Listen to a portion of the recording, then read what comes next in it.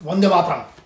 हमारे देवत्व महाराणा सांगा भारत के महान राजपूत शूरवीर योद्धा का अपमान होता है भारत के एक बकलोल बेवकूफ नालायक नेता के द्वारा, और वो भी कहां पर? भारत की संसद में। और एहसान फरामोश जितने हैं सब चुप हैं। मैं जन्म से क्षत्रिय नहीं हूं, लेकिन मेरा कर्म राजपूतों वाला है। उस्ताद वाला जो कर्म होता है, जो शस्त्रों से संबंधित होता है, शस्त्रों के साथ होता है, ग्राउंड पर ट्रेनिंग होती है। मैं आज हर उस आदमी को नंगा करूंगा जिसने कभी भी राजपूतों के शौर्य, धैर्य, मातृभूमि से प्रेम और वीरता पर सवाल उठाया। पिछवाड़े में घुसेड़ूंगा मैं इनके जितने ये बेवकूफ है ना, जिनका ये फर्जी वाला ज्ञान है जो बिल्कुल व्हाट्सएप है, पता नहीं कौन सी यूनिवर्सिटी में इनको मिल जाता है। यही समस्या है हमारे धर्म। क्या बेसिक समस्या क्या है कि नेता पढ़े हैं कैसे, जैसे काला बांट ज्ञान है इनको उतना है जितनी हमारी, समझ गए ना। मैं आज आपको बताता हूं इस बेवकूफ नेता और इसके जैसे हर बेवकूफ के बारे में, जिन्होंने इतिहास तो कहीं नहीं पढ़ा है, लेकिन सच्चा क्या है। क्योंकि अगर आप असली जानोगे नहीं तो आपको कैसे पता चलेगा। शर्म की बात यह है कि जिन्हें जनता चुनती है वही नेता हमारी जनता के महान पूर्वजों का अपमान करते हैं। और क्या होता है? कुछ नहीं, सब भूल जाएंगे, लेकिन सुनो बे नेता, हम नहीं। और हम जैसे वो नहीं जो अपने पूर्वजों का इतिहास संभाल के रखते हैं। मैं राजपूत नहीं हूं, लेकिन मैं भारत के हर उन योद्धाओं का भक्त हूं जिन्होंने इस राष्ट्र के लिए समर्पित कर दिया अपने लहू से। पहले आपको बताता हूं असल इतिहास क्या है, क्योंकि जब तक आपको असली इतिहास नहीं पता होगा आप काउंटर कैसे करोगे। इसने जो बोला, पहला सच बताता हूं आपको। बाबर को भारत बुलाने वाला जो था ना, वो कभी भी महाराणा सांगा साहब कभी भी नहीं थे। इब्राहिम लोधी के दुश्मन उनने बुलाया था। सोर्स बताता हूं, बाबरनामा जो जहीरुद्दीन मोहम्मद बाबर खुद लिखता है अपना, उसका चैप्टर है, उसमें क्लियर लिखा हुआ है काबुल से दिल्ली तक का सफर बाबर को भारत बुलाया गया था, लेकिन महाराणा सांगा ने नहीं बुलाया। पढ़ लेना अगर थोड़ा बहुत टाइम हो उसमें। दिल्ली से उसको सुल्तान इब्राहिम लोधी, उसके जितने जो दुश्मन थे ना, उसने बुलाया था। कौन कौन था नाम टाइप कर लेना, सब समझ में आ जाएगा। इनका इतिहास पढ़ लेना। दौलत खान लोधी उस समय जो पंजाब का गवर्नर हुआ करता था। अलाउद्दीन लोधी जो इब्राहिम लोधी का चचेरा भाई था, उसका कजन लगा करता था। शत्रुशाल उस समय का जो नॉर्थ इंडिया का जो सबसे बड़ा, जिसको बोलते हैं ना, एक लोकल एम्परर था, उसने बुलाया था। इन लोगों ने बाबर को बुलाया ताकि वो इब्राहिम लोधी को हटा सके और अपनी अपनी जितनी उनकी ताकत थी उसको बढ़ा सके। 1526 में बाबर आया, लेकिन दिल्ली जीतने के बाद इन्हीं को खत्म कर दिया। किसको? जिनने उसको बुलाया था। समझ में आ गया? वो इनका भी सगा नहीं था। जिसका खून में गद्दारी हो उसकी महाराणा सांगा साहब से क्या दोस्ती होगी? सोचो ना जरा इस पे। सच नंबर 2 बताता हूं आपको। बाबर ने खुद लिखा है महाराणा सांगा उसका सबसे बड़ा दुश्मन था। सोर्स क्या है? किताब कहीं मिल जाए, पीडीएफ वैसे उसमें है। बाबरनामा ट्रांसलेट किसने किया? जॉन लेडन और विलियम एस्क्रिन 1826 में किया। डेट बता दे रहा हूं, 17 मार्च 1527। बहस कर लो हमसे, ले आओ अपनी किताब किसके पास है।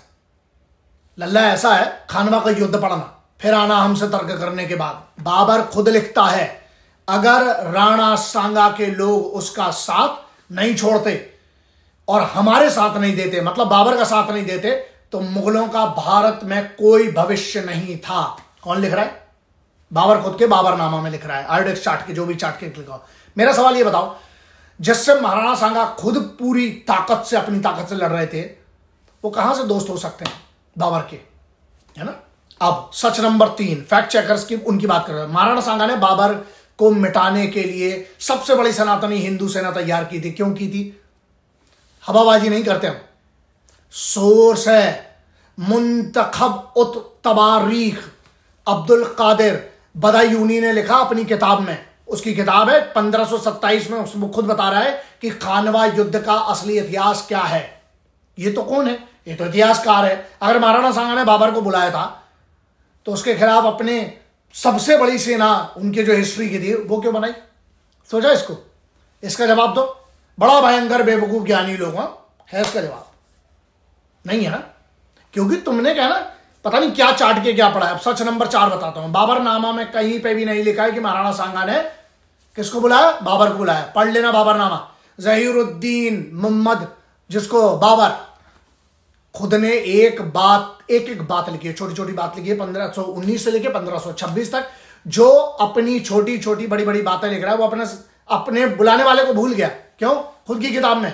लेकिन एक बार भी कहीं पे भी नहीं लिखा है कि महाराणा सांगा ने बाबर को बुलाया, कहीं पर भी नहीं लिखा है।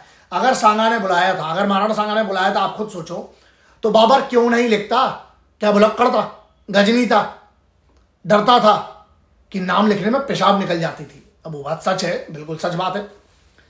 अब सच नंबर 5, अंतिम सच, लेकिन इसमें आपके परखच्चे और दिमाग के उड़ सकते हैं जिनने फर्जीवाड़ा किया है। फारसी के जितने हिस्टोरियन इतिहासकार हैं, पढ़ेंगे, पढ़ लो, उनको जाके पढ़ लो।